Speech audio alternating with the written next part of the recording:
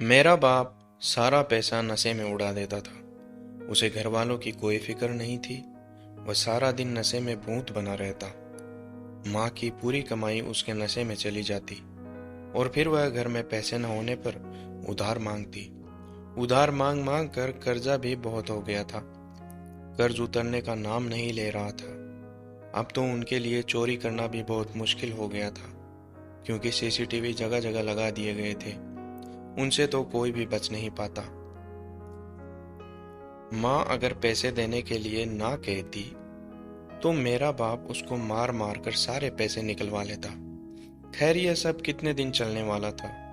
अब तो कर्ज वाले भी घर पर आकर धमकियां देते थे। अब तो जरूरी हो गया था कि किसी न किसी तरह उनका कर्ज उतारा जाए। यही सोचते हुए माँ एक दिन परेशानी में घर से बाहर निकली। शाम का वक्त था। पास में एक मेला लगा हुआ था। वह चलते चलते वहां आ गई, जहां बहुत सारे बच्चे खेल रहे थे। बच्चों को देखकर माँ के दिमाग में एक शैतानी आइडिया आया कि क्यों ना यहाँ से एक बच्चा चुराया जाए और उस बच्चे को बेचकर मैं सारा कर्ज चुका दूंगी। लेकिन उससे पहले उन्हें एक ऐसा ग्रुप देखना था जो ये काम करता हो। आखिर काफी मेहनत के बाद माँ ने पता लगा लिया, लेकिन उनको लड़की चाहिए थी।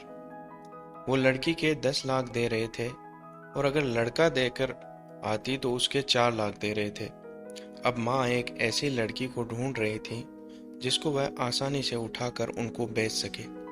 लेकिन उसने हिम्मत नहीं आ रही, क्योंकि उसने सोच लिया था जैसी लड़की भी मिले वह उसे उठा लेगी। वह एक बार फिर उसी मेले में जाती है। उसने वहां से मुझे उठा लिया। मैं उस वक्त मुश्किल से 2 महीने की थी। मैं अपनी माँ के गोद में थी और मेरे पापा अपने 2 बच्चों को झूला दे रहे थे। इसने बड़ी सफाई से मुझे मेरी असली माँ से चुरा लिया और मेरी माँ को बेहोश कर दिया और वहां से निकल गई। जब तक उस मेले में सबको पता चला, मैं और वो औरत जिसको मैं माँ कह रही हूँ वहां से काफी दूर आ गए और मेरी आगे की जिंदगी अब उसी के साथ लिख दी गई थी। मैं चाहकर भी अपने असली माँ बाप से नहीं मिल सकती थी। यह तो मेरी किस्मत अच्छी थी, आज मैं उसी के घर में पड़ी थी, वरना न जाने मैं आज कहाँ होती और लोग मुझसे कमा रहे होते। उस रात माँ मुझे उस ग्रुप को नहीं बेच सकती थी, क्योंकि शहर में हर जगह पुलिस थी। इसलिए उन्होंने मुझे अपने घर में ही रखा। घर लेकर आई तो सब परेशान थे, लेकिन माँ ने सबको सच बता दिया। फिर सब चुप हो गए। मैं पूरी रात उस घर में रही। माँ मुझे रेडीमेड दूध पिलाती, लेकिन मैं रो रो कर पूरे घर को सर पर उठा लिया था। बच्चे के बार बार रोने पर कुछ बिल्डिंग के लोग घर आए। उन्होंने पूछा तो माँ ने बताया कि मैं उसकी बहन की बेटी हूँ। लेकिन पड़ोसियों को यह बात कुछ जची नहीं और उन्होंने तत्काल ही पास के पुलिस स्टेशन में रिपोर्ट लिखवाई। अगले दिन ही पुलिस यहाँ पर आ गई। माँ ने पहले से ही सोच रखा था।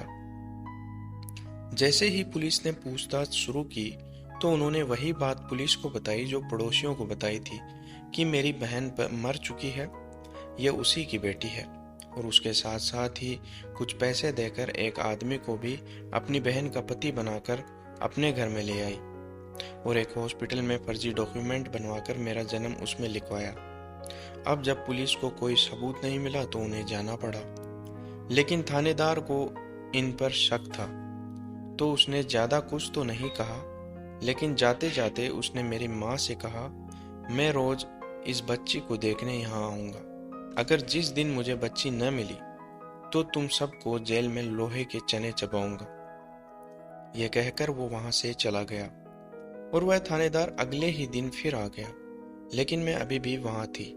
मेरी माँ ने अभी तक मुझे नहीं बेचा था और उसके बाद दो कुछ दिन वह मुझे देखने नहीं आया। तो माँ को विश्वास हो गया कि अब वह नहीं आएगा। लेकिन ऊपर वाले के कर्म से जिस दिन वो मुझे बेचने जा रही थी उसी वक्त। दोस्तों, यह कहानी का सेकंड पार्ट आपको कैसे लगा कमेंट करके जरूर बताइए। चैनल पर नए हैं तो चैनल को सब्सक्राइब कीजिए। जिन्होंने चैनल को सब्सक्राइब किया है उनका बहुत बहुत धन्यवाद।